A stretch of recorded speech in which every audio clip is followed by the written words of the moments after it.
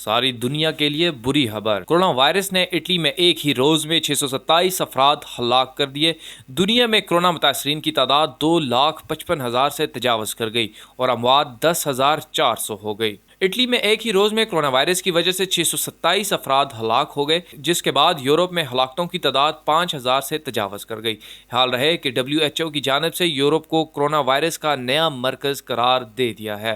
Media reports کے مطابق جمعے کے روز اٹلی میں کووڈ-19 کی وجہ سے 627 ہلاکتیں ہوئیں، جو وبا پھیلنے کے بعد سے ایک ہی دن میں ہونے والے سب سے زیادہ اموات ہیں۔ جمعے کی ہلاکتوں کے بعد اٹلی میں کورونا وائرس کی وجہ سے مرنے والوں کی مجموعی تعداد 4,032 ہو گئی ہے۔ حال رہے کہ جمعرات کو اٹلی نے کورونا وائرس کی وجہ سے ہلاکتوں کی تعداد کے معاملے میں چین کو پیچھے چھوڑا تھا۔ اٹلی میں کورونا وائرس کے کیسز میں 24 گھنٹوں کے دوران 14.6% اضافہ ہوا ہے، جس کے بعد متاثرہ افراد کی تعداد 41,035 سے بڑھ کر 47,021 ہو گئی ہے۔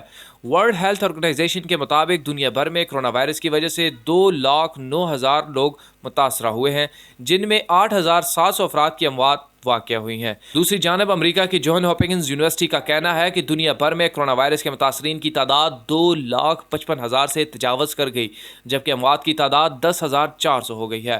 یونیورسٹی کا کہنا ہے کہ دنیا بھر میں اب تک کورونا وائرس کے 86,000 مریض صحتیاب ہو چکے ہیں۔ فرانس میں جمعے کے روز کورونا وائرس کی وجہ سے 78 اموات ہوئی ہیں، جس کی وجہ سے ہلاکتوں کی مجموعی تعداد 450 ہو گئی ہے۔ فرانس میں گزشتہ 24 گھنٹوں کے دوران کورونا وائرس کے کیسز میں 15% اضافہ ہوا ہے اور یہ تعداد 10,995 سے بڑھ کر 12,612 ہو گئی ہے۔ اسی طرح نیدرلینڈ میں کورونا وائرس کے کیسز میں تیزی سے اضافہ ہو رہا ہے۔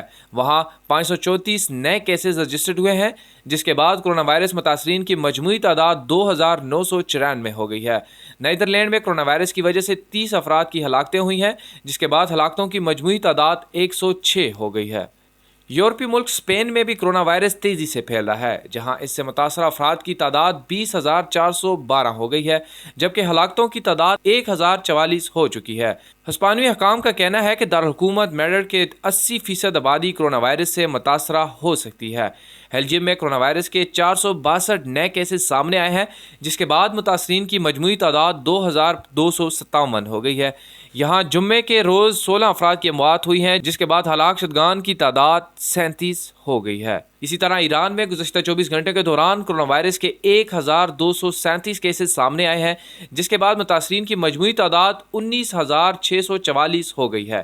ایران میں کورونا وائرس کی وجہ سے 149 متاثرین ہلاک ہوئے ہیں، جس کی وجہ سے ہلاک شدگان کی مجموعی تعداد 1,433 ہو گئی ہے۔ اس کے ساتھ ساتھ جرمنی میں راتوں رات کورونا وائرس کے کیسز کی تعداد میں 2,958 کا اضافہ ہوا ہے، جس کے بعد متاثرین کی مجموعی تعداد 13,957 ہو گئی ہے۔ جرمنی میں 11 نئی ہلاکتوں کے ساتھ کورونا وائرس کی وجہ سے مرنے والوں کی تعداد 31 ہو گئی ہے۔